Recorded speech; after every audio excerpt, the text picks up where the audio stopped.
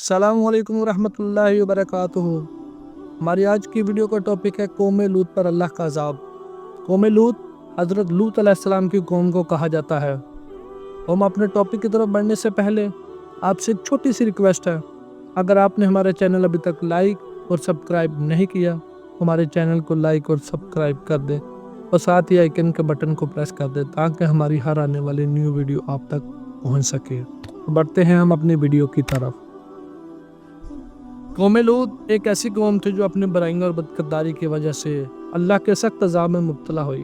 یہ کہانی ہمیں سبق سکھاتی ہے کہ جو بھی اللہ کے نافرمانی اور فحاشی میں حد سے بڑھ جاتا ہے، اس کا انجام بہت عبرتناک ہوتا ہے۔ حضرت لوط علیہ السلام جو کہ حضرت ابراہیم علیہ السلام کے بھتیجے تھے، اللہ تعالیٰ نے انہیں سدوم اور امورہ کے علاقوں میں بسنے والے ایک فاسق و فاجر قوم کی ہدایت کے لیے بھیجا تھا۔ یہ قوم اللہ کی دی ہوئی فطری شریعت سے ہٹ چکی تھی اور بے شمار گناہوں میں مبتلا ہو چکی تھی۔ بے شمار گناہ کون سے ہیں؟ جس میں ہم جنس پرستی، فحاشی اور زنا، مہمانوں پر ظلم۔ یہ وہ پہلی قوم تھی جس نے مردوں کے ساتھ بے حیائی شروع کی۔ گناہ کھلے عام کیے جاتے تھے، اجنبی مسافروں کو ستایا جاتا تھا اور ان کے ساتھ برے کام کیے جاتے تھے۔ حضرت لوط علیہ السلام نے لوگوں کو اللہ کی طرف سے دعوت دی اور انہیں اپنے گناہوں سے بچنے کے لیے کہا، لیکن لوگوں نے ان کی بات نہیں مانی اور اپنی برائیوں پر فخر کرتے تھے۔ حضرت لوط علیہ السلام کا مذاق اڑاتے تھے، حضرت لوط علیہ السلام کو جھوٹا قرار دیتے تھے، انہیں اپنے شہر سے نکالنے کی دھمکیاں دیتے تھے۔ حضرت لوط علیہ السلام نے اپنی قوم کو بار بار سمجھایا کہ تم وہ فحش کام کرتے ہو جو تم سے پہلے کسی نے نہیں کیا۔ تمہاری بیویاں ہیں جو اللہ نے تمہارے لیے پیدا کی ہیں، پھر بھی تم مردوں کی طرف مائل ہوتے ہو۔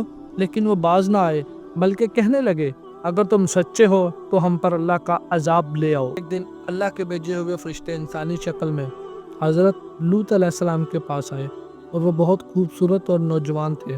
جب قوم لوط کو ان مہمانوں کا پتہ چلا تو وہ برے ارادے کے ساتھ حضرت لوط علیہ السلام کے گھر پہنچ گئے۔ حضرت لوط علیہ السلام نے ان کو بہت سمجھایا، ان کو بہت روکنے کی کوشش کی۔ جب بدکار لوگ حضرت لوط علیہ السلام کے دروازے کو توڑنے لگے تو حضرت جبرائیل علیہ السلام نے اللہ کے حکم سے اپنے پروں کی طاقت سے ان سب کو اندھا کر دیا۔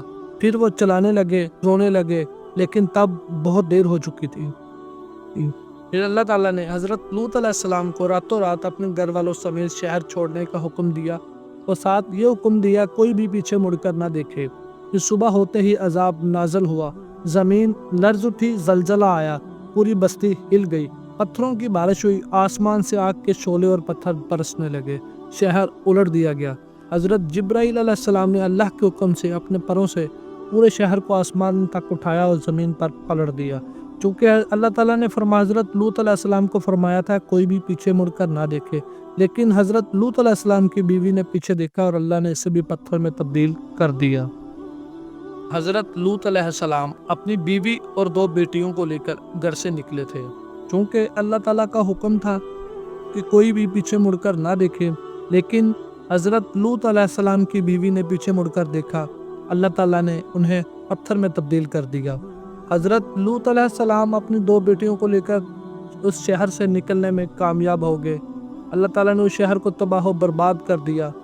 پھر حضرت لوط علیہ السلام اپنی 2 بیٹیوں کو لے کر ایک پہاڑی گاؤں میں چلے گئے، کھلی جگہ میں چلے گئے، وہاں جا کر اللہ تعالیٰ کا شکر ادا کیا، اللہ تعالیٰ کی عبادت میں مصروف ہو گئے۔ آج بھی بحر مردار اس قوم کی بستیوں کے نشان موجود ہے۔ وہ جگہ بے جان ہے جہاں کوئی چیز نہیں اگتی اور نہ ہی چیز اگے گی۔ یہ قیامت تک کے لیے ایک عبرت ہے۔ یہ تھی قوم لوط کی کہانی۔ اس کہانی سے ہمیں سبق ملتا ہے کہ اللہ کی آزمائش میں صبر اور ایمان کا ہونا بہت ضروری ہے۔ حضرت لوط علیہ السلام نے اپنے ایمان اور صبر کی وجہ سے اللہ تعالیٰ کی طرف سے دی ہوئی آزمائش میں کامیابی حاصل کی۔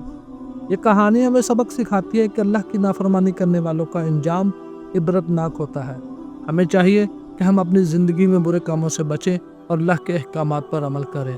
شکریہ، جزاکم اللہ خیر۔